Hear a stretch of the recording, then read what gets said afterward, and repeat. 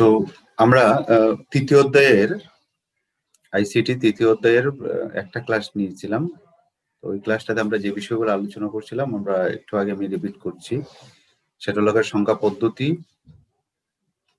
কি, সংখ্যা কি, ভিত্তি কি, সংখ্যা পদ্ধতির ভিত্তি বলতে কি বোঝায়, সংখ্যা পদ্ধতি প্রধানত কত প্রকার, তারপরে পজিশনের সংখ্যা পদ্ধতি কে আমরা কয় ভাগে ভাগ করি, কোনটার ভিত্তি কত, এরকম আমরা চারটা পজিশনের আমরা করছিলাম। আজকে আমরা যেটা দেখবো সংখ্যা পদ্ধতির রূপান্তর।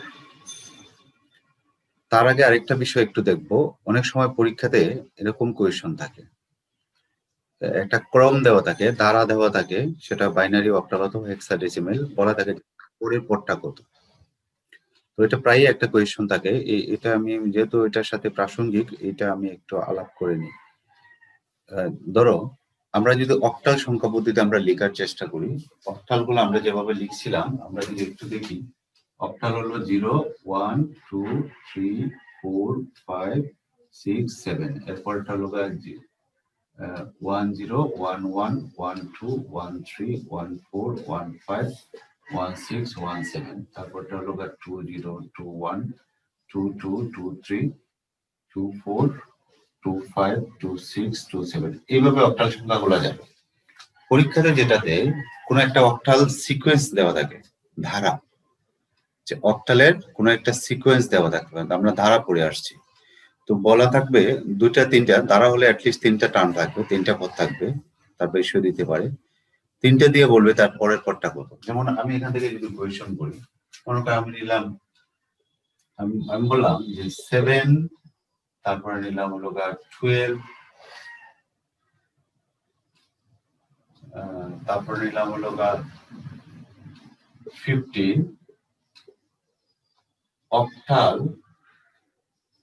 ধারাটি, খেয়াল করো, ধারাটির পরবর্তী পদ কত, এরকম একটা কোয়েশন ধরলো যে 7 12 15, এগুলো হলো অক্টাল সংখ্যা। এখানে যেহেতু অক্টাল বলা আছে, নতুবা ব্র্যাকেট দিয়ে অক্টালের ভিত্তি দেওয়া থাকতো, যেহেতু সরাসরি বলা আছে যে অক্টাল দ্বারা, তাহলে তার পরবর্তী পদ কোনটা, 7 12 15, এর ঠিক 15 এর পরের পদটা কত হবে, তোমরা একটু গেস করো তো। 16। 15 এর পরে 7 এর পরে 12, 12 এর পরে 15, 15 এর পরে হলো কত, 16। আমি বলছিলাম যে এটা একটা ধারা, তো ধারাটা একটু খেয়াল করো, এই সবাই একটু খেয়াল করো, এরকম কোয়েশন পরীক্ষাতে থাকে। 7 12 এটা হলো ধারা, ধারা থাকে বলে, ধারা হলো যদি কিছু পদ এইভাবে থাকে যে এদের মাঝে একটা সামঞ্জস্য থাকে। সামঞ্জস্য কি, পরের পদ থেকে আবার আগের পদের পার্থক্য সমান হবে, এটা বলে আমরা সমান্তর দ্বারা অথবা গুণোত্তর দ্বারা আমরা বলি। সমান্তর দ্বারা যদি চিন্তা করো, তাহলে এই দুইটা পদের পার্থক্য, এই দুইটা পদের পার্থক্য সমান থাকার কথা। দেখো এটা কি পদ, এটা হলো তোমার অক্টাল সংখ্যা, তাহলে 7 এর পরের সংখ্যা কত, 1 0, 7 এর পরেরটা কিন্তু 8 না, এটা যেহেতু অক্টাল দ্বারা, 7 এর পরে কত, 7 এর পরে হলো এটা, এটা হলো 8, এটা হলো 9, এটা হলো 10, তার মানে আমরা 7 নিয়েছি, 7 এর পরের সংখ্যাটা নিয়েছি 12, মাঝখানে দুইটা সংখ্যা বাদ দিয়েছে, খেয়াল করো, দুইটা, অর্থাৎ 7 এবং 12 এর পার্থক্য হলো 2। বিষয়টা কি বুঝছো? অক্টালে যদি আমরা চিন্তা করি, এই দুইটা সংখ্যার পার্থক্য হলো 2, এরপরে 12 এর পরে আবার দুইটা সংখ্যা বাদ দিয়ে নিলাম হলো 15। খেয়াল করো, একটা সংখ্যা নিয়েছি 7, আর একটা নিয়েছি 12, আর দুইটা বাদ দিয়েছি নিয়েছি, এর পরের সংখ্যা কি হবে, দুইটা বাদ দিয়ে কোন সংখ্যাটা হবে, এই যে 20 হবে সংখ্যাটা। আমার কথাটা কি বুঝতে পারছো আতিয়া, সঞ্জিদা? জি স্যার। 7 12 15, তারপরের সংখ্যাটা কি হবে, 20 হবে। কিভাবে হবে এটা কি বুঝছো? জি স্যার। এইভাবে পরীক্ষাতে থাকে, আমি একটা কল রিসিভ করে দিই, এভাবে পরীক্ষাতে কিন্তু থাকে। আমরা এটাকে আমি এইভাবে না নিয়ে আমি নিলাম, মনে করো প্রথম সংখ্যা নিলাম 4,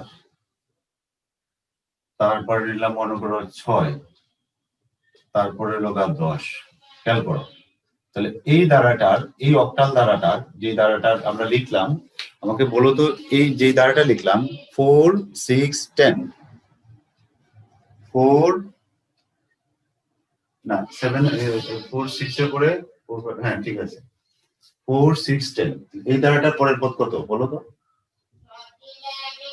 যে ধারাটা স্যার আমরা 12 স্যার 12 এখানে একটা একটা টার্ম করে বাদ দিছি আমরা, দেখো 4 এর পরে 5 না দুটো বাদ দিছি, 4 এর 5 6 বাদ দিয়ে লিখলাম কত না, 4 এর পরে 5 বাদ দিয়ে লিখলাম 6, একটা বাদ দিলাম, 6 এর পরে 7 বাদ দিয়ে এটা লিখলাম, 10 এর পরে 11 বাদ দিয়ে কি হবে 12 হবে। হ্যাঁ ঠিক আছে, তার মানে এর পরে 12 স্যার 12। জি স্যার আমার কথা কি বুঝছো তোমরা বাকিরা? স্যার বুঝা গেছে? জি স্যার জি স্যার এরকম পরীক্ষাতে থাকবে যে এটা তো অক্টাল দ্বারা, অক্টাল না দিয়ে তোমাকে এটা দিতে পারে, অক্টাল না দিয়ে এটা ধরো হেক্সাডেসিমাল সংখ্যা থাকতে পারে অথবা বাইনারি সংখ্যা থাকতে পারে। যদি বাইনারি থাকে তাহলে বাইনারি একটু খেয়াল করো, 0 1 তারপরে আবার লোগা 1 0 1 1 তারপরে লোগা কি আবার 0 1 দিয়ে 1 গেল, তারপরে এটা বাইনারিতে খেয়াল করো, বাইনারিতে লোগা আমাদের সংখ্যাগুলো এরকম,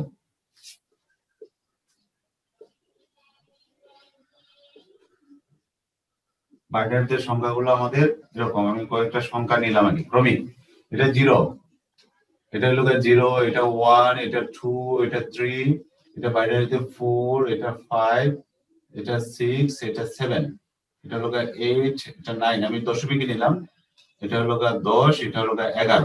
আরো যদি আমরা লিখতে চাই আমরা লিখতে পারবো, এটা 11। তো এখন তোমার পরীক্ষাতে এরকম দিল, আমরা নিলাম মনে করো, বললো যে নিলাম মনে করো 1 0 একটা সংখ্যা নিলাম, তারপরে নিলাম মনে করো 100, তারপরে নিলাম হলো 1 1 0। এই বাইনারি যে ধারাটি, এটা বললো যে এই বাইনারি ধারাটির পরবর্তী পদ কোনটি, পরবর্তী পদ কোনটি? আমরা এটা লিখতে পারি তো সবাই, যে আমি যেটা লিখলাম এই চকটা তৈরি করতে পারি কিনা, সবাই করতে পারি কিনা? আমরা তো গতদিন আমরা এটা কাজ দিছিলাম তোমাদের, তো এই চকটা তৈরি করতে হবে। এখন বলা থাকলো যে 1 0 1 0 0 1 1 0 বাইনারি ধারাটির পরবর্তী পদ কোনটি বলো তো? 1000 স্যার। 100 আমরা কি নিছি, মানে একটা একটা টার্ম করে করছি, একটা একটা কম নয়। প্রথম নিচে আমরা লগা এই সংখ্যাটা, তারপরে একটা বাদ দিছি, পরে নিচে এটা, তারপরে একটা বাদ দিছি, তো পরে নিচে এটা, তাহলে পরে এটা বাদ দিয়ে আমাদের সংখ্যাটা হবে এটা।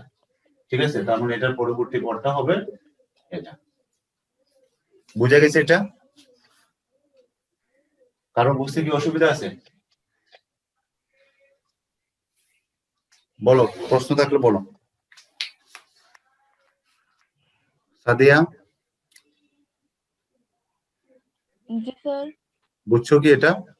কোন একটা ধারা দেওয়া থাকলে আমরা কি তার পরবর্তী পদটা বের করতে পারবো কিনা? জি স্যার। রাইদা জি স্যার। ক্লিয়ার বিষয়টা? এখান থেকে প্রায় একটা কোয়েশ্চন থাকে, প্রায় সময়ই এরকম একটা কোয়েশ্চন থাকে। তোমরা যদি বোর্ডের প্রশ্নগুলো দেখো এরকম একটা ধারা দিয়ে, আমি তো দেখলাম বাইনারি, দেখলাম অক্টাল, হেক্সাডেসিমাল এরকম থাকে। হেক্সাডেসিমালে যদি থাকে তাহলে হেক্সাডেসিমাল সংখ্যাগুলো আসবে। হেক্সাডেসিমাল সংখ্যাগুলো কি কি? 0 1 2 3 4 5 6 7 8 9, তারপরে A B C D E F, তারপরে লোগা 1 0 1 1 1 2 1 3 1 4 1 5 1 6 1 7 1 8 1 9, তারপরে 1 এ 1 বি 1 সি 1 ডি 1 ই 1 এফ। ধরো এরকম সংখ্যা, হেক্সাডেসিমাল সংখ্যাগুলো এরকম। তোমার এখন এই দ্বারাটা বাইনারি না নিয়ে আমরা নিলাম হলো হেক্সাডেসিমাল দ্বারা।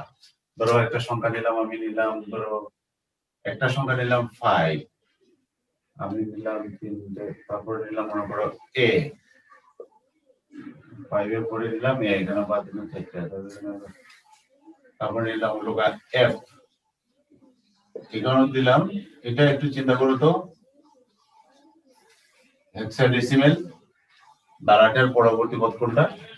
5AF, 5AF। তাহলে এটার পরবর্তী পদ কোনটা হবে? এটা বলো তো 1/4 মাহিন। মাহিন জি স্যার, বলো তো যে এই যে ধারাটা এটা যদি একটা বলতে হবে স্যার। ধারা হয় তাহলে এর পরবর্তী পদটা কত হবে? 5AF এর পরের টার্মটা কি হবে?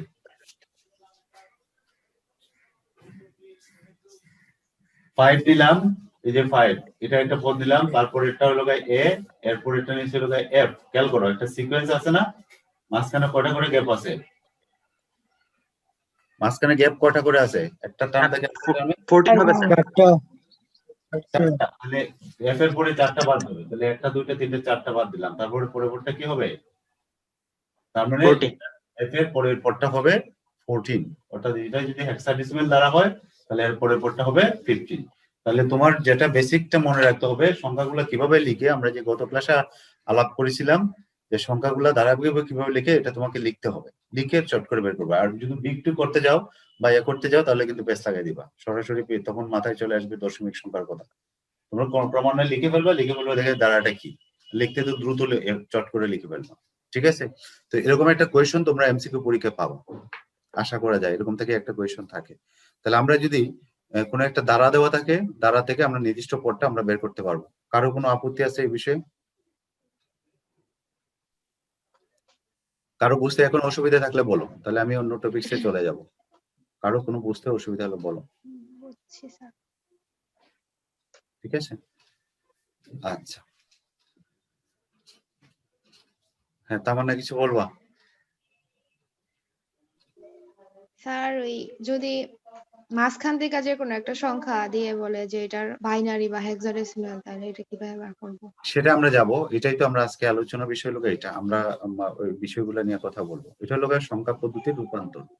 কোন একটা পদ্ধতিতে দেওয়া থাকলে অন্য পদ্ধতিতে আমরা কিভাবে নিব সেটা আমরা আলোচনা করব আজকে। আমরা ওইটা আলোচনা করব। তার আগে আমাদের প্রিভিয়াস কোনো প্রবলেম আছে কিনা, আমরা যে বিষয়গুলো পড়ছিলাম, আমি একটু তোমাদের একটু দেখো, প্রিভিয়াস যে বিষয়গুলো আমরা পড়ছিলাম এটা যদি আমরা একটু দেখিয়ে নিই। আমি একটু স্ক্রিন শেয়ার দিচ্ছি, আমরা একটু আমার যে দ্বিতীয় অধ্যায়ের শীটটা আমি কমপ্লিট করে নাই, তৃতীয় অধ্যায়ের শীটটা কমপ্লিট করা আছে। স্ক্রিন শেয়ারটা একটু দেখতে পাচ্ছ? স্ক্রিনটা দেখতে পাচ্ছ আমার? জি স্যার। জি স্যার। স্যার এই বিষয়গুলো আমরা পড়ছিলাম, খেয়াল করো। সংখ্যা পদ্ধতি কি? কোন সংখ্যা লেখা ও প্রকাশ করার পদ্ধতিকে বলা হয় সংখ্যা পদ্ধতি। অঙ্ক কি? সংখ্যা গঠনের জন্য যে চিহ্ন বা প্রতীক ব্যবহার করা হয় তাকে বলা হয় অঙ্ক। সংখ্যা কি? সংখ্যা হলো এক বা একাধিক অঙ্ক মিলে যখন কোনো হিসেব প্রকাশ করে। ধরো 25, তো 25 দিয়ে আমরা একটা সংখ্যা বোঝাই, যদি এটা বোঝায় যে 25 চকলেট, 25 টেবিল, 25 কোনো কিছু, 25 টাকা, তখন এটা হয়ে যাবে সংখ্যা। আর অঙ্ক মানে হলো শুধুমাত্র প্রতীকটা। এটা ম্যাথমেটিক্স আমরা এটা কি জিনিসটা ব্যবহার করি বিভিন্ন জায়গায়, তোমার ওই অঙ্ক এবং সংখ্যা নিয়ে কনফিউশন থাকে। অঙ্ক হলো প্রতীক, এটা মাথায় রাখবে, অঙ্ক হলো প্রতীক, এটাতে কোনো মেসেজ থাকে না। কিন্তু সংখ্যা যখন হবে তখন তার ভিতরে একটা মেসেজ থাকবে যে এতটি কি, মানে এটার ভিতরে কোনো একটা মেসেজ থাকবে। এটা বলছে কোন যদি একাধিক অঙ্ক মিলে কোনো হিসাব প্রকাশ করে তখন তাকে বলা হয় সংখ্যা। কোন সংখ্যা পদ্ধতিতে অঙ্কগুলো সসীম। আমরা দেখছি প্রত্যেকটা যে পজিশনাল যে সংখ্যা পদ্ধতি পড়ছি, অঙ্ক সংখ্যা কয়টা? কোনোটাতে 8টা, কোনোটাতে 2টা, কোনোটাতে 10টা, কোনোটাতে 16টা, অর্থাৎ সসীম। কিন্তু সংখ্যা কিন্তু সকল অঙ্কই সংখ্যা, কিন্তু সকল সংখ্যা অঙ্ক নয়। কেন? সব অঙ্কই, ধরো 5 কিন্তু একটা অঙ্ক, একই সাথে একটা সংখ্যা। যখন আমি বলবো 5টা চেয়ার, 5টা টেবিল, তখন এটা একই সাথে সংখ্যা হবে। কিন্তু সব সংখ্যা অঙ্ক নয়। যেমন 12 বা 15 বললাম, তাহলে এখানে 2টা অঙ্ক, কিন্তু এটা সংখ্যা 15টি সামথিং। এটা হলো সংখ্যা, কিন্তু সবটা কিন্তু অঙ্ক নয়। হিসেবের বেলা অঙ্কগুলো সংখ্যা হয়। ভিত্তি কি? ভিত্তি আমরা বলছিলাম যে কোন সংখ্যা পদ্ধতিতে মোট যে কটি মৌলিক চিহ্ন বা প্রতীক ব্যবহার করা হয় তাকে উক্ত সংখ্যা পদ্ধতিতে ভিত্তি বলে। ঠিক আছে? একটি সংখ্যা, কোন সংখ্যা পদ্ধতি তা নির্দিষ্ট করার জন্য সংখ্যাটির শেষে তার ভিত্তি, ওই যেটা আমরা বলছিলাম সাবস্ক্রিপ্টস বা। ঠিক আছে, আমরা যেখানে ছিলাম, আমরা এই 9কে আবার 2 দিয়ে ভাগ করলাম, 4 দুগুণে 8, ভাগশেষ হলো 1। আবার 4কে 2 দিয়ে ভাগ করব, 2 দুগুণে 4, ভাগশেষ হলো 0। আবার 2 কে ভাগ করব, 2 একে 2, ভাগশেষ হলো 0। লাস্ট লাইনটা একটু খেয়াল করো, আমার ভাগফল কিন্তু 1, ভাগফল কিন্তু এখনো 0 হয় নাই। এখন আমরা কি করতে হবে, এটাকেও দুইটা ভাগ করতে হবে, এককেও দুইটা ভাগ করতে হবে। এখন যখন আমরা এককে দুইটা ভাগ করবো, এই জায়গাটা তোমরা ভুল করবা। যখন আমরা এককে দুই দিয়ে ভাগ করতে যাব, তখন আমাদের মনে হবে আরে এক তো ছোট সংখ্যা, দুই হলো বড় সংখ্যা, তাহলে এটা আবার কিভাবে ভাগ করবে। নর্মাল যদি আমরা ভাগ করি দশমিকের ক্ষেত্রে সেটা 0.5 হবে। তোমার আমরা 0.5 নেওয়া হয়, পূর্ণ সংখ্যায় আনতে হবে। তো এই জন্য এখানে আমরা একবার দিলে হয় হলো গা 2, তাহলে এটা বেশি হয়ে যাচ্ছে, আর আমি পয়েন্ট দিতে পারবো না, তাহলে মিনিমাম দিয়ে আমি 0 বার এখানে ভাগ ফলে দিলাম 0, তাহলে 2 এর 0 কত? 0। খেয়াল করো এটা 2 দিয়ে একটা ভাগ করে আমরা ভাগ ফলে লিখতে পারি 0, আর তাহলে 2 এর 0 0, ভাগ শেষে কত? 1। তাহলে 2 কে 1 দিয়ে ভাগ করলে আমরা ভাগ ফলে লিখবো হলো 0 আর ভাগ শেষে লিখবো হলো 1। যখন এটা দিয়ে এটা ভাগ করবো, যেহেতু একবার যায় না, আমরা দিলাম 0 বার, তাহলে 2 এর 0 0 আর 1 থেকে 0 গেলে ভাগশেষ কত? 1। তাহলে আমরা এই জায়গাটাতে এইভাবে করবো। তোমরা একটু খেয়াল করো, যখন আমরা এই ক্ষেত্রে এই ধরনের প্রবলেম যখন সলভ করব, শেষে যখন এটা ছোট হবে এটা বড় হবে, ধরো যখন 8 দিয়ে ভাগ করবো অথবা 16 দিয়ে, অক্টালের ক্ষেত্রে অথবা হেক্সাডেসিমালের ক্ষেত্রে, তখন যখন এটা ছোট হবে এটা বড় হবে, এখানে 0 দিয়ে দেবা। মনে করো তুমি 8 দিয়ে ভাগ করবে, এখানে আছে 5, তাহলে এখানে আছে 8, তাহলে এখানে সরাসরি 0 দিবা আর ভাগশেষটা এখানে চলে যাবে। এটাকে যখন 16 দিয়ে ভাগ করবা, 16 চেয়ে ছোট থাকলে এখানে 0 দিবা আর এই জায়গায় চলে যাবে। এই জায়গাটাতে আমরা অনেকেই কাজ করতে গিয়ে আমরা যখন খাতা দেখি তখন খাতা দিয়ে ভুল করব। তো আমরা এই রকম মোটামুটি আমাদের সিস্টেমটা, এটা হলো কোনো একটা দশমিক সংখ্যা যদি পূর্ণ সংখ্যা হয়, তাহলে এটাকে আমরা যে সংখ্যা পদ্ধতিতে রূপান্তর করব সেই সংখ্যা পদ্ধতির ভিত্তি দ্বারা আমরা কন্টিনিউ ভাগ করব, যতক্ষণ পর্যন্ত না ভাগফল, ভাগশেষ না, আমি আগে বলছিলাম ভুলে, ভাগফল যতক্ষণ পর্যন্ত না ভাগফল 0 না আসে ততক্ষণ পর্যন্ত আমরা ভাগ প্রক্রিয়াটা করতে থাকবো। সবশেষে নিচ থেকে উপরে যে আমরা ভাগশেষ গুলো পাইলাম, সেগুলো যদি আমরা ক্রমান্বয়ে সাজাই লিখি, এই যে এটা নিচ থেকে উপরে, আমরা নিচ থেকে উপরে যেই ভাগশেষ গুলো পাইলাম, রিমাইন্ডার গুলা, সেগুলো যদি সাজায় লিখি, সেই সংখ্যাটি হবে আমাদের 75 এর সমতুল্য। তার মানে 75 সমান হবে 1 1 0 0, এদিকে লিখতে 1 0 0, তারপর 1 0 1 0 1 1। এই যে সংখ্যাটা আমরা পাইলাম সেটা হলো 75 এর সমতুল্য। অর্থাৎ 75 যে দশমিক সংখ্যাটা আমরা পাইলাম এটার সমতুল্য এটা। আমরা গত ক্লাসে তোমাদের যখন আমরা চেক করছিলাম, আমি কিন্তু এই প্রক্রিয়াটাই ফলো করছি, আমি ওটা হয়তো দ্রুত করছি একটু, এটা প্রক্রিয়াটা কিন্তু এটাই। তাহলে 75 কে আমরা, হ্যাঁ স্যার মোট ভাগশেষটা রেজাল্টটা হবে স্যার, এই যে ভাগশেষটা পাওয়া যাবে স্যার। হ্যাঁ, এটা কিন্তু মনে রাখতে হবে আমার নিচ থেকে উপরে, নিচে না। এখানে একটা আলাদা একটু খেয়াল করো, নিচে সর্বনিচে যে বিটটা, এই বিটটা সবচেয়ে বামে আসবে, এই জায়গাটা একটু খেয়াল করো। এই যে বিটটা লাস্টের যে বিটটা, এটা সবচেয়ে বামে আসবে, এই যে বামে আসছে। আমরা যখন একটা সংখ্যা বামে যায় তখন কিন্তু তার ভ্যালুটা বাড়ে না। আমরা ডান থেকে আমরা যখন দশমিকের কথা চিন্তা করি, প্রথম ভ্যালুটা একক, তারপরে হলো দশক, শতক, যত বামে আসে তত কি ভ্যালুটা বাড়ে না নাকি? ভ্যালু বাড়ে। তো ভ্যালু বাড়লে এটার লোকে সবচেয়ে বামে যে থাকবে তার মানটা হলো সবচেয়ে বেশি। এই যে এটাকে বলা হয় এমএসবি, অর্থাৎ সবচেয়ে বামে যেটা সেটা হলো এমএসবি, আর এটাকে বলা হয় এলএসবি। এমএসবি এবং এলএসবি এর পুরো নাম হলো, আমি এখানে একটু লিখে দিচ্ছি, এমএসবি কে বলা হয় মোস্ট সিগনিফিকেন্ট বিট। এমএসবি এটাকে বলা হয় এমওএসটি, মোস্ট সিগনিফিকেন্ট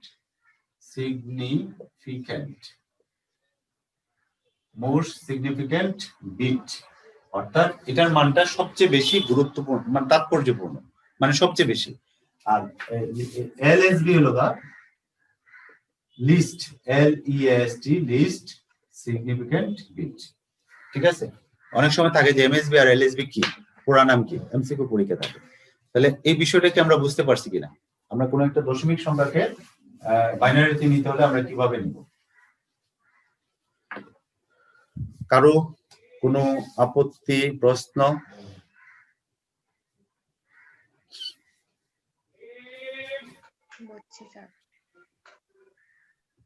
কারো কোনো প্রশ্ন?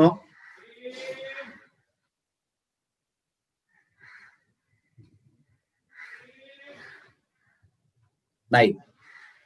ওকে, তাহলে আমরা একটা পূর্ণ সংখ্যা যদি সেটা দশমিক হয়, সেটাকে আমরা কিভাবে বাইনারিতে নিব সেটা আমরা দেখলাম।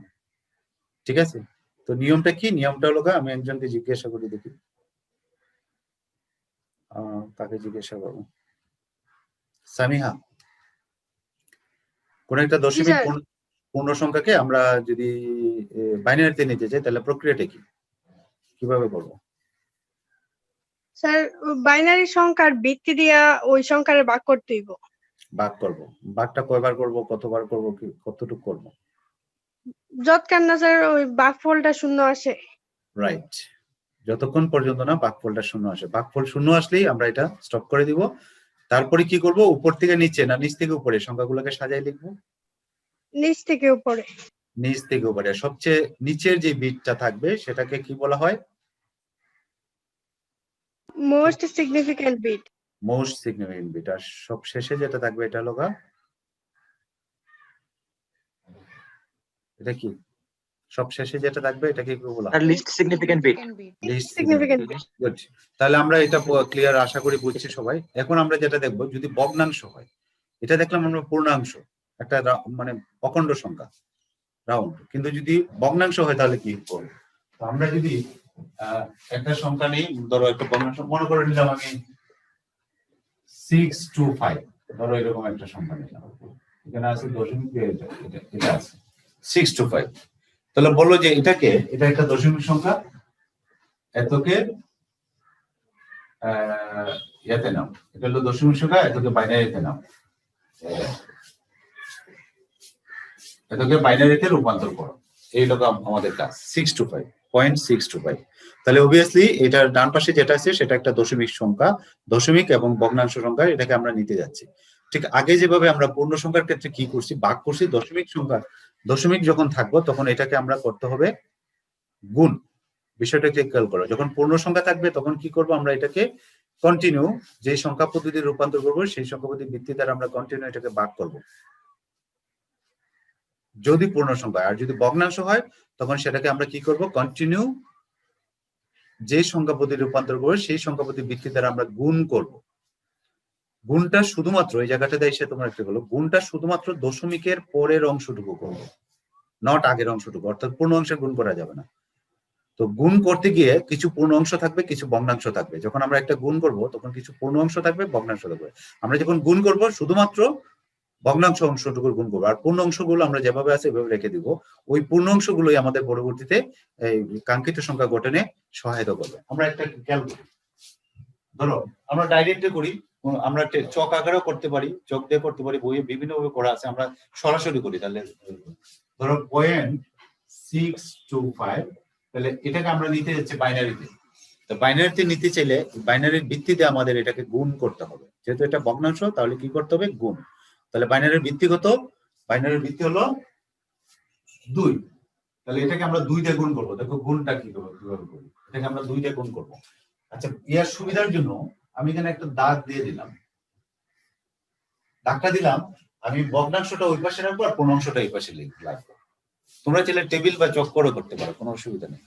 আমরা এটাকে 2 দিয়ে আমরা গুণ করবো। তো গুণ যদি করি, খেয়াল করো, 5 দুগুণে 10, 0, 2 দুগুণে 4, হাতে রেখে 5, 6 দুগুণে 12। একটু খেয়াল করো, এখানে 3 ঘর পরে দশমিক, 3 ঘর পরে দশমিক। স্যার বোর্ড ঝাপসা। বোর্ডটা ঝাপসা, তারা আবার একটু চেক করতেছে। আমি তো পরিষ্কারই দেখতে পাচ্ছি, বাকিরা কি করো? আমি পাইলাম স্যার, দেখতে পারলাম স্যার। আচ্ছা, আমি একটা কারণ বলি কেন ঝাপসা দেখায়। আমাদের যে ক্যামেরাটা অনেক সময় ওই যে আমরা ইয়া দিয়ে রাখি, ওই যে ফোকাস দেওয়া দেবে, অটো ফোকাস। তোমরা অটো ফোকাস সেটিং দিয়ে গিয়ে অটো ফোকাসটা অফ করে দিবা। অটো ফোকাস যখন ওই যে মুভ করে একটু বা কোনো কারণে, তখন ওই যে মুভ করলেই ঝাপসা বোঝা যায়। আবার স্থির হলে আবার অনেক সময় ঠিক হয়ে যায়, একটু সময় লাগে, কয়েক সেকেন্ড সময় নিয়ে আবার ঠিক হয়ে যাওয়ার কথা। তোমার কি ঠিক হয়েছে এর ভিতরে? রাইদা না কে বললা? সাদিয়া? না স্যার। এখনো দেখা যাচ্ছে না। তাহলে এটা তো হলে আমাদের এখানে প্রবলেমটা না, প্রবলেমটা তোমার এখানে। তুমি ওই যে এটা পরবর্তীতে এখন আপাতত দেখো, যদি এখন না পড়ো আমার কথা শোনো, বিষয়টা ইয়ে করলে পারবা এমনিতে। তো পরের ইয়াটাতে ইয়ে করবো। আমি ক্লাসটা রেকর্ডে রাখছি কিনা, হ্যাঁ রেকর্ডে রাখছি, এটা আপলোড করে দিতে পারবো, তারপরে দেখো। তো আমরা কি করব, এটাকে 2 দিয়ে গুণ করব, যেহেতু এটা বাইনারি গুণটা, এই গুণটা দেখো আমরা দশমিক অংশটুকু গুণ করছি। 5 দুগুণে 10, হাতে আছে 2 দুগুণে 4, হাতে 5, 6 দুগুণে 12, 12 3 ঘর পরে দশমিক, 3 ঘর পরে দশমিক। তো এই গুণটা আমরা কতক্ষণ পর্যন্ত করবো? আগে যখন আমরা ভাগ করছিলাম আমরা বলছিলাম যে যতক্ষণ পর্যন্ত না ভাগ ফল স্যার আমি স্যার গুণটা বুঝছি না স্যার। সরাসরি গুণ। 625 কে 2 দিয়ে গুণ করো, 1250 হবে না?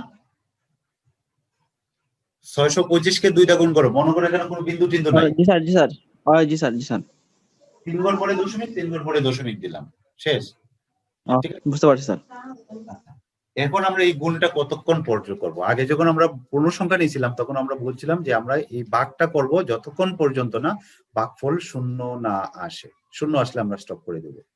এই গুণের ক্ষেত্রে আমরা এই গুণটা কতক্ষণ করব, অর্থাৎ দশমিক অংশটুকুর যতক্ষণ পর্যন্ত না দশমিক বিন্দুর, অর্থাৎ ভগ্নাংশ অংশটুকু, দশমিক বিন্দুর ডান পাশে যে অঙ্কগুলো থাকে সবগুলা 0 না আসে। একটা শর্ত, এটা হলো যতক্ষণ পর্যন্ত না দশমিক বিন্দুর পরের অঙ্কগুলো 0 আসলে আমরা স্টপ করে দেব। আদারওয়াইজ দশমিক বিন্দুর পরে যে অঙ্কগুলা উপরে কোনো না কোনো একবার যদি এসে থাকে, অর্থাৎ এটা যদি রিপিট আসে তাহলে আমরা স্টপ করব। একটা হলো সবগুলা 0 আসলে আমরা স্টপ করব, আর একটা হলো যদি রিপিট আসে তাহলে স্টপ করব। তা আমরা আবার এটাকে 2 দিয়ে গুণ করব, যেহেতু এখানে 0 আসছে না অথবা রিপিটও আসছে না, এটাকে আবার আমরা 2 দিয়ে গুণ করব। 2 দিয়ে পুরাটাকে গুণ করব না, শুধুমাত্র গুণ করব দশমিক বিন্দুর পরের অংশটুকু, অর্থাৎ 250। এর জায়গায় গুণ করলে আমরা কি আসবে খেয়াল করো, 250 কে গুণ করলে কত আসবে? 50। 2 0 0, 5 দুগুণে 10, 2 দুগুণে 4, 5। এখানে 3 ঘর পরে দশমিক, 3 ঘর পরে দশমিক। এখানে কিছু নাই মানে হলো 0, অর্থাৎ এখানে পূর্ণ অংশ কি কিছু নাই, নাই মানে হলো 0। এখন এটাকে আবার 2 দিয়ে গুণ করব, দেখো এটাকে আবার 2 দিয়ে গুণ করব। 2 দিয়ে গুণ করলে 2 এর 0 0, 2 এর 0 0, 5 দুগুণে 10 এর 0, এই 1। তাহলে এখানে দশমিকের পরে 3 ঘর পরে দশমিক, এই যে 3 ঘর পরে দশমিক। এখন একটু খেয়াল করে দেখো, আমরা দশমিকের পরে সবগুলা ঘর কি হয়ে গেছে? 0 হয়ে গেছে। তার মানে আমাদের আর গুণ করতে হবে না। প্রত্যয়। জি স্যার, it is, জি স্যার। বুঝছো? তার মানে আমাদের স্টপ করে দিতে হবে। দশমিকের পরে সবগুলা ঘর 0 চলে আসে, তারপরে আমার স্টপ। এখন যেটা করতে হবে, এখন হলো আগে খেয়াল করো, আগে লিখছিলাম আমরা নিচ থেকে উপরে, এখন হলো উপর থেকে নিচে, এইভাবে সংখ্যাগুলো, ওই যে সংখ্যাগুলো আমরা পাইলাম এগুলোকে উপর থেকে নিচে লিখতে হবে। তো উপর থেকে নিচে লিখলে এটাকে বলা হয় এমএসবি, এটাকে বলা হয় এলএসবি। তার মানে কেন এটাকে বলা হয়? এটা দশমিক বিন্দুর সবচেয়ে কাছে থাকে। খেয়াল করো, তোমরা এই সংখ্যাটার কথা চিন্তা করো, দশমিক বিন্দুর ডান পাশে যখন আমরা পূর্ণ অংশের ক্ষেত্রে যত বামে যাবে তত তার মান বেশি, আর দশমিক বিন্দুর দিকে দশমিক বিন্দুর কাছে যে থাকবে তার মানটা সবচেয়ে বেশি। ধরো এটা 6 এর মানটা কিন্তু সবচেয়ে বেশি, 2 এর মানটা কিন্তু কম, 5 এর মানটা কিন্তু অঙ্ক বড় হলো, এখানে 5 না দেখে কিন্তু 7ও থাকতো, 9 থাকতো, তার চেয়ে 2 এর মানটা বেশি হবে, তাই না? দশমিক বিন্দুর কাছে যে থাকবে সে তার মানটা সবচেয়ে বেশি হবে, অর্থাৎ এখান থেকে যে দূরে যাবে তার মানটা তত ইয়া যাবে। এই জন্য আমরা যখন এটা করব তখন এটা হবে মোস্ট সিগনিফিকেন্ট, এটা দশমিকের কাছে থাকবে, আস্তে আস্তে এগুলো দূরে যাবে, মান কমতে থাকবে। ঠিক আছে? পূর্ণ অংশের ক্ষেত্রে নিচ থেকে উপরে লিখবো, আর ভগ্নাংশের ক্ষেত্রে উপর থেকে নিচে লিখবো। তার মানে এটা সমান আমরা লিখবো, আমরা যে সংখ্যাটা দেওয়া আছে এটা সমান আমরা পাবো, ওই যে আমরা যদি এখানে লিখি 0.625, এটা যদি একটা দশমিক সংখ্যা হয় তাহলে এটার মান আসলো দশমিক বিন্দু এখানে আসছে কি 101। এই যে এটা সমান, আর এটা সমান হলো এটা বাইনারি সংখ্যাটা আমরা পেয়ে গেলাম। ঠিক বুঝা গেছে? কারো বুঝতে অসুবিধা আছে? আমার কথা কি পরিষ্কার? না স্যার। জি স্যার, বুঝতে পারছি স্যার। পারবো? এখন যে কোনো দশমিক সংখ্যা দিলে আমরা এটাকে নিতে পারবো বাইনারিতে? জি স্যার। আচ্ছা, যদি এটা বুঝে থাকো তাহলে অক্টাল এবং হেক্সাতেও কোনো সমস্যা থাকার কথা না। আমি একটাতেই আমি বেশি গুরুত্ব দিলাম এই জন্য যে আমরা একটা জিনিস যদি ভালো করে বুঝি। স্যার স্যার বোর্ডটা একটু দেখলাম, আসলাম স্যার আমি স্যার বোর্ডটা একটু স্যার। বোর্ডটা দেখো, যতক্ষণ পর্যন্ত স্যার ওই 000 মানে 0.001 আইসে না ততক্ষণ পর্যন্ত গুণ করে যেতাম স্যার। গুণ করবো, এবং গুণটা শুধুমাত্র দশমিকের পরের অংশটুকু করবো, এটা মাথায় রাখতে হবে। দশমিকের আগের অংশটুকু করা যাবে না। যখন আমরা এটাতে গুণ করছি, 1 গুণ 2 দিয়ে গুণ করছি না, শুধুমাত্র এই অংশটুকু করছি। খেয়াল করছো? শুধুমাত্র দশমিকের পরের অংশটুকু করছি। ঠিক আছে? এটা করতে হবে এবং উপর থেকে নিচে সাজিয়ে লিখতে হবে। জি স্যার বুঝছি স্যার। টিপু নাজমুল আলী টিপু স্যার। বুঝা গেছে টিপু? জি স্যার বুঝছি স্যার। আমি যে এতক্ষণ স্যার আমার স্যার তকিরের মতো অবস্থা হয়ে গেছিল স্যার। পরে স্যার হঠাৎ স্যার মনে হয়েছিল স্যার যে আপনি কইছেন যে আবার মানে ডিলিট করে আবার স্যার ডাউনলোড, তো প্রথমে স্যার ঢুকছিলাম না, কই আর ঢুকি না।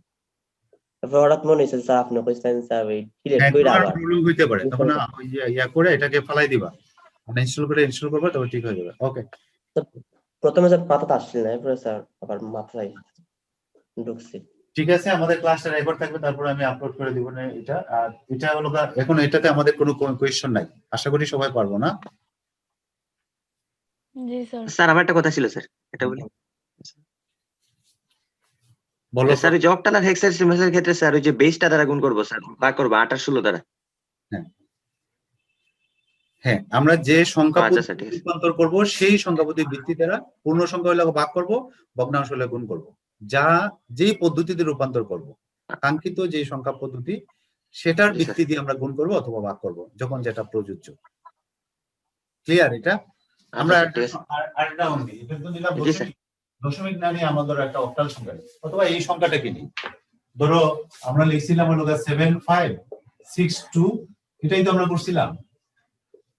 এটা করছি না, এটা দুইটা অংশ আলাদা আলাদা করছিলাম, এখন একসাথে থাকলে দুইটা পোর্শনই করতে হবে।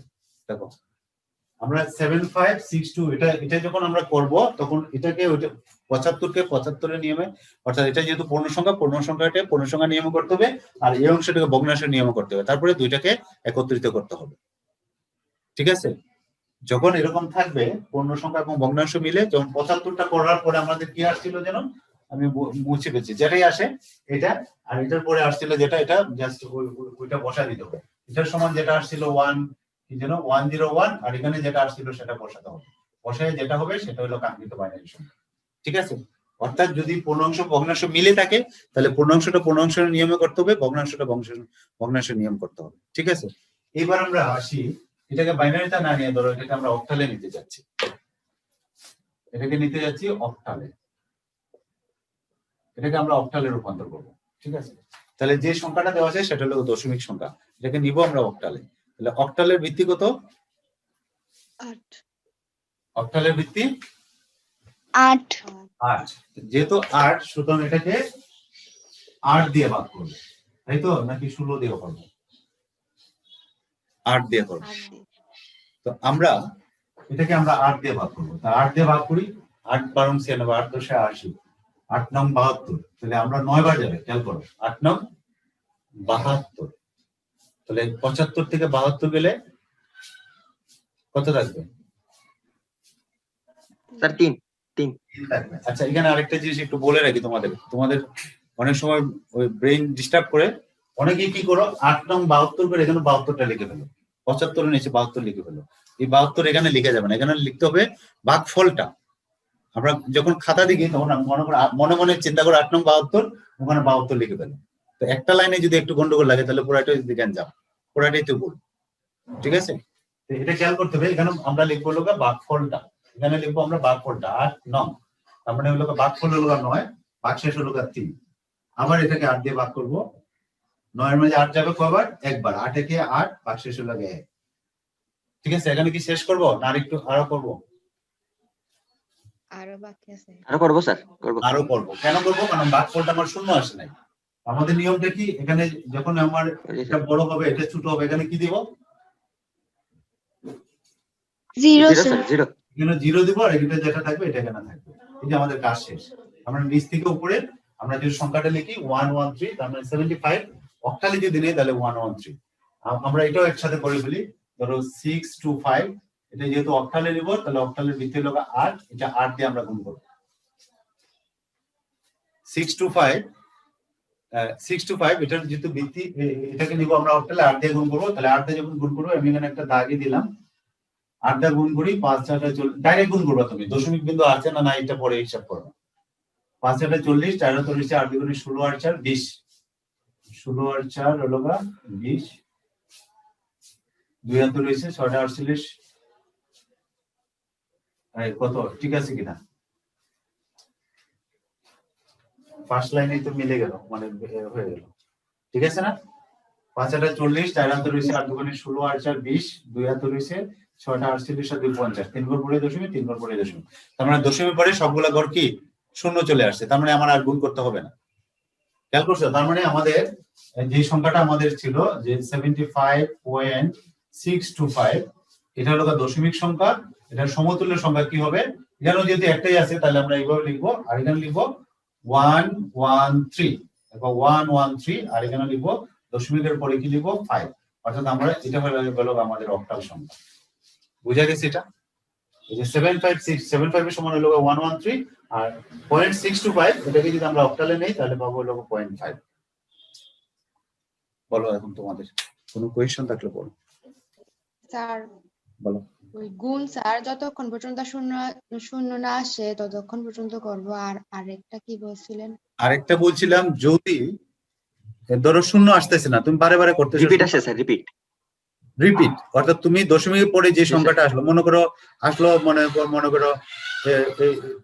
টু আসলো অথবা 0.8 আসলো, তো এটা আগে যদি আবার আগে আসে থাকে তাহলে স্টপ করে দিব। কারণ এটা হলো ওই যে আবৃত্ত অঙ্ক আমরা করে আসছে না, পৌনঃপুনিক সংখ্যা, যখন পৌনঃপুনিক হবে তখন এটা কখনো শূন্য আসবে না, এটা রিপিট আসবে।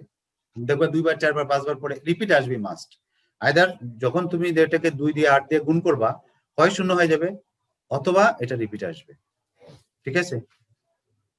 আমরা অনেক সময় 2 বার 4 বার করার পরে আমরা কি করি, আমরা 2 বার 4 বার করার পরে আমরা যেটা করি, আমরা মনে হয় আসতেছে না, স্টপ করে দিই। তো এই ক্ষেত্রে অনেক ক্ষেত্রে আমাদের রেজাল্ট কাছাকাছি থাকে, এই জন্য আমরা এটাতে ভুল ধরি না।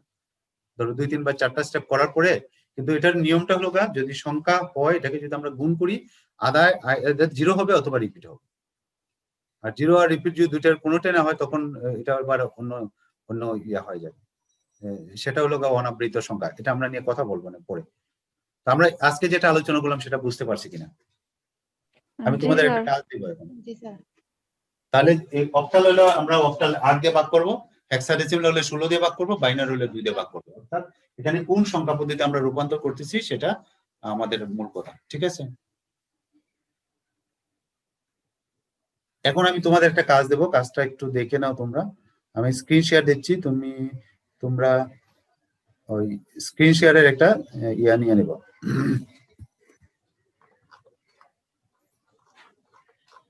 আমি এই যে এটাকে একটু সরাই দিচ্ছি। এই যে নিচের দশমিক সংখ্যাগুলোকে বাইনারি, অক্টাল এবং হেক্সাডেসিমাল সংখ্যা পদ্ধতিতে রূপান্তর করো। নিচের এই যে এটা, আগামী দিন আমরা নাম্বার 2 নিয়ে আলাপ করব। তোমরা আজকে যেটা করবা সেটা হলো এই কাজটা করবো। ঠিক আছে? কাজ কিন্তু দুইটা দিছি, এর আগে কিন্তু আমি ওই যে ব্যাখ্যা করো টাইপের এরকম দুই একটা পজিশন 1 পজিশন সংখ্যা পদ্ধতি, এটা একটা দিছি। এই দুইটা কাজ করবা, করলে এই বিষয়গুলো পুরাটা ক্লিয়ার হয়ে যাবে। এখান থেকে যে কোনো প্রশ্ন আসলে আমরা আনসার করতে পারবো, যদি আমাদের কোনো গ্যাপ থাকবে না, কোনো ফাঁক ফোকর থাকবে না তোমাকে প্রশ্ন করে আটকানোর মতো। সুতরাং তুমি এটা যদি প্র্যাকটিস করো, আর আগে যেই বিষয়গুলো আমরা ওই যে অঙ্ক, ভিত্তি, সংখ্যা এবং ওই যে ব্যাখ্যাগুলো দিছি 1 + 1 = 1 0 অথবা 7 + 1 পজিশন 1 পজিশনের পার্থক্য, বিষয়গুলো যদি করো তাহলে দেখবে যে কোনো প্রশ্ন আসলে আমরা আনসার করতে পারবো। এটার স্ক্রিনশট নিছি আমরা। স্যার আগেরটা, জি স্যার। আগের প্রশ্নটা দেখান। এটা নিচে কিনা? এটা নিচ্ছি। আচ্ছা, আগের প্রশ্নটা আমি দেখাচ্ছি। আগের প্রশ্নটা হলো এই যে এটা এটা এটা এটা এটা একটু ব্যাখ্যাটা নিজে তৈরি করো, নিজের মতো করে ব্যাখ্যা করো। অক্টালের সংখ্যা পদ্ধতির ভিত্তি 8 না বলে বলতে পারে হেক্সাডেসিমাল সংখ্যা পদ্ধতির ভিত্তি 16 ব্যাখ্যা করো, অথবা বাইনারির ভিত্তি 2 ব্যাখ্যা করো। প্রক্রিয়াটাই কি? 3 নম্বর অংশটা আমরা এটা কি হোমওয়ার্ক স্যার? হয়, দুইটাই হোমওয়ার্ক। 3 নম্বর অংশটা কিন্তু আমরা করে ফেলছি, ওই যে প্রথম দিন আমি কাজ দিয়ে দিয়েছিলাম। ঠিক আছে? স্ক্রিনশট নিছো? না স্যার, 1 মিনিট। আচ্ছা, নিয়ে নাও। জি স্যার, নিচে স্যার। তো আজকে আমরা এখানে ক্লাস শেষ করব। তোমরা ঠিক আছে হোমওয়ার্ক গুলো করো, করে আমাকে কালকে বা পরশুদিনের আগে এগুলা জমা দাও। ঠিক আছে? সময়টাকে কাজে লাগাও, বেশি ইয়া করবে না, অপচয় করবে না। সময় কাজে লাগাও, সময় তোমাকে মূল্যায়িত করবে। সময় কখনো ইয়া যায় না। যত সময় তুমি যে কোনো জায়গায় সময় যদি কাজে লাগাও, একবার কোথাও না কোথাও তোমার এটা বেনিফিট পাবা। তুমি যেটা অর্জন করবা সেটা বেনিফিট কোথাও না কোথাও পাবা। ঠিক আছে, আজকে এখানে আমরা রাখলাম, আগামী দিন আমাদের ইয়ে হবে। স্যার আসসালামু আলাইকুম